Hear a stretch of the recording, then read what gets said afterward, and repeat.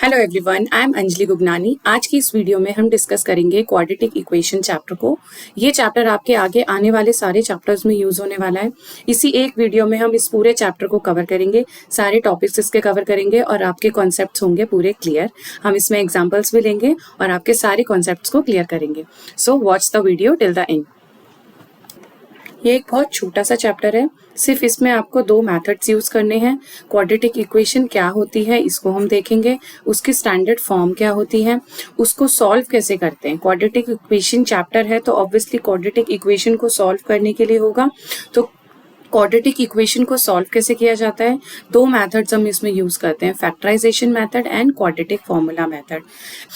One method को हटा दिया गया है, सिंपल दो मेथड्स हैं जिससे आपको क्वाड्रेटिक इक्वेशन को सॉल्व करना है। और हम बात करते हैं नेचर ऑफ रूट्स की, कि जो भी सॉल्यूशन निकलेगा क्वाड्रेटिक इक्वेशन का, उनके रूट्स के सॉल्यूशंस क्या होंगे, उनकी नेचर क्या होगी। Is quadratic equation. Quadratic equation means equation हम किसको बोलते हैं जिसमें आपका LHS इक्वल्स टू RHS हो जाता है, उनको हम क्या बोलते हैं, इक्वेशंस बोलते हैं। ठीक है, और क्वाड्रेटिक हम किसको बोलेंगे, जिसकी डिग्री 2 होती है।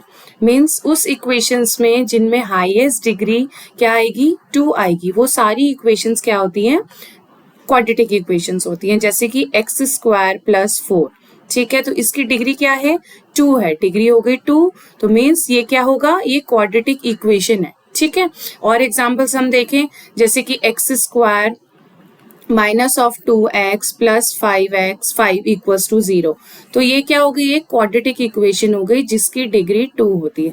किसी भी इक्वेशन में अगर आपको डिग्री 2 मिले तो हम उसको क्या बोलेंगे, क्वाड्रेटिक इक्वेशन बोलेंगे। डिग्री किसकी देखी जाती है, आपने प्रीवियस ईयर्स उसमें देखा होगा कि ये जो हमारी टर्म्स होती हैं ये होती हैं कॉन्स्टेंट्स, ये होते हैं वेरिएबल्स। तो वेरिएबल्स की जो डिग्री होती है, हाईएस्ट डिग्री जो होगी अगर 2 होगी, तो उनको हम बोलेंगे क्वाड्रेटिक इक्वेशन। ठीक है, हमें ये समझ आ गया कि हम क्वाड्रेटिक इक्वेशन किसको बोलते हैं। ठीक है, अब हम इसकी बात करते हैं स्टैंडर्ड फॉर्म की। क्वाड्रेटिक इक्वेशन की एक स्टैंडर्ड फॉर्म होती है, ये हम बहुत लोअर क्लासेस में भी पढ़ते आए हैं, ax² + bx + c = 0 हो गया हमारा कांस्टेंट, और a और b क्या हो गया, वेरिएबल के कोफिशिएंट्स। a एंड b क्या हो गए, कोफिशिएंट्स हो गए। एंड जो हमारे पास ये वेरिएबल है, वेरिएबल की हायर डिग्री अगर 2 है तो ये क्वाड्रेटिक इक्वेशन हो गई। तो इसकी स्टैंडर्ड फॉर्म क्या हो गई, ax² + bx + c। अब इसमें एक चीज आपको और ध्यान रखनी है कि a is not equals to 0।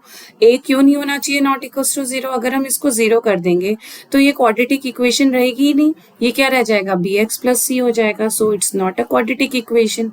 तो आपको हर कंडीशन में ये देखना है कि a कभी भी 0 नहीं होगा। ठीक है, कॉफिशिएंट ऑफ x² का जो कॉफिशिएंट होगा दैट नेवर बी आ 0, उसको 0 हम नहीं बोल सकते। ठीक है, इसके बाद हम देखते हैं जिस टाइप के क्वेश्चंस हम क्वाड्रेटिक इक्वेशंस में देखते हैं। Check whether the equation is quadratic equation is yes और नो।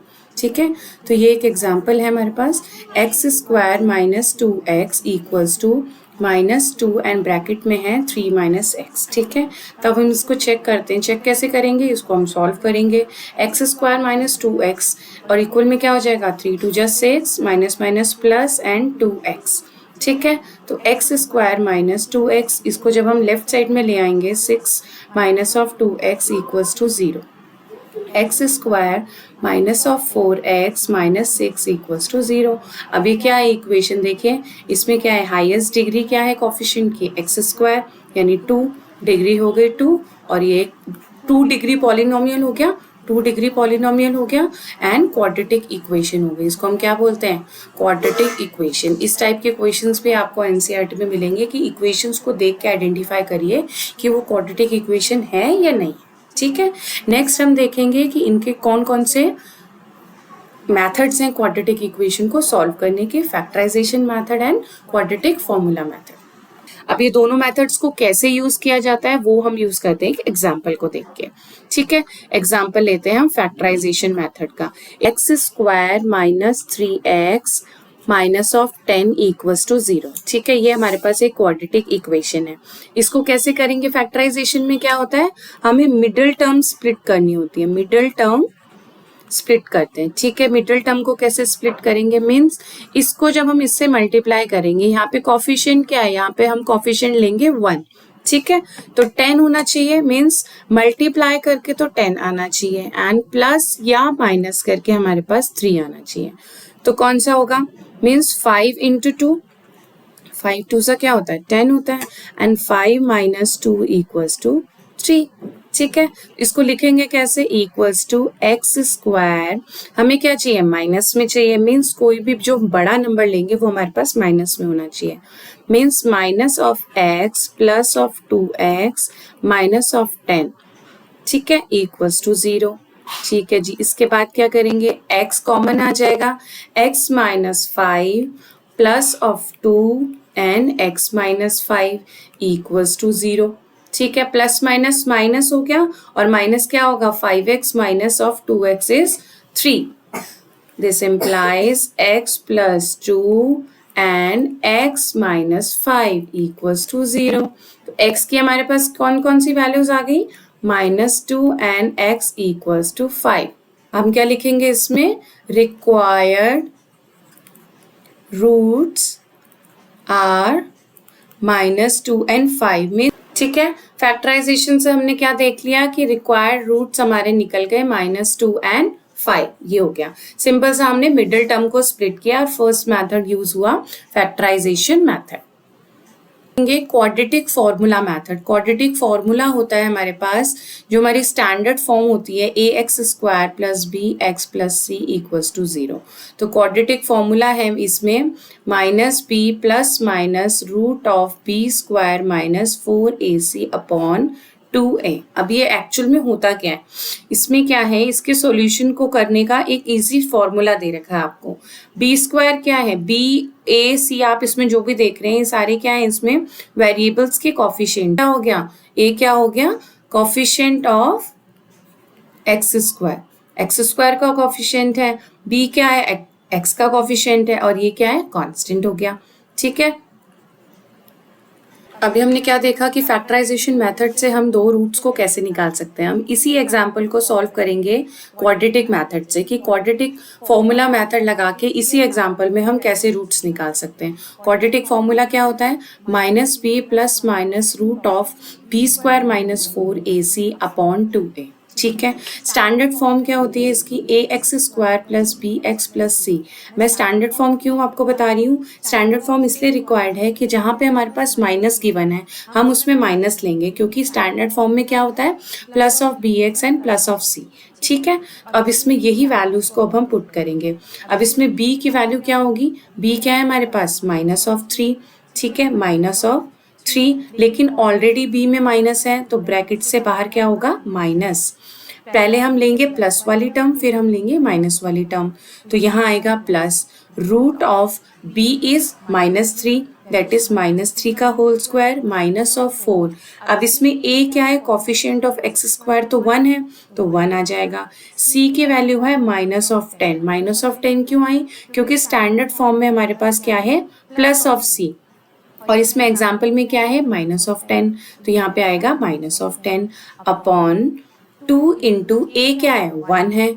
ठीक है, इसको सॉल्व करो, माइनस माइनस क्या हो जाएगा, प्लस हो जाएगा, तो यहाँ पे आ जाएगा 3 प्लस ऑफ रूट में क्या करेंगे, माइनस माइनस प्लस, सो 3 3 ज़ा 9, ये भी क्या हो जाएगा, प्लस हो जाएगा, 4 10 ज़ा 40 अपॉन 2 हो जाएगा। ठीक है, 3 प्लस रूट ऑफ 49, ठीक है, अपॉन 3, और 49 किसका रूट है, 7 7 ज़ा 49, देन 3 प्लस 7 अपॉन 2, ये क्या हो जाएगा, 10 अपॉन 2, ये क्या आ गया, 2 5 ज़ा 10। तो एक एग्जाम्पल क्या आ गया, x की वैल्यू 1 क्या आ गई, x1 हो गया हमारे पास 5। अब पीछे हम एग्जाम्पल में इसमें देखें, फैक्टराइजेशन मेथड में एक वैल्यू हमारे पास क्या आई थी, 5 आई थी, तो ये आ गया 5। अब इसको हम माइनस के टर्म में सॉल्व करते हैं, हो जाएगा, ये हो जाएगा x2 equals to minus b, और इसमें क्या लेंगे, minus of B square minus 4ac upon 2a। ठीक है, minus and -3 minus root of B square minus 4ac, b क्या है, minus of 3 square minus 4 into 1 and minus of 10। ठीक है, अपॉन 2a क्या, a की वैल्यू क्या है, 1 है, सो आएगा 3 3 ज़ा 9 एंड 40 प्लस में होगा, ये हो जाएगा 49 अपॉन 2। इसको मैं इधर सॉल्व कर रही हूँ, 3 माइनस 7/2, ये आ जाएगा -4/2, दैट इज -2। ठीक है, तो x2 की वैल्यू हो गई -2। अब आप फैक्टराइजेशन मेथड में देखिए, इससे भी क्या आया था, सेम एग्जाम्पल था, x की वैल्यू आई थी -2 एंड x की वैल्यू आई थी 5। ठीक है, सेम हमने क्या कर लिया, क्वाड्रेटिक फॉर्मूला लगा के सॉल्व कर लिया।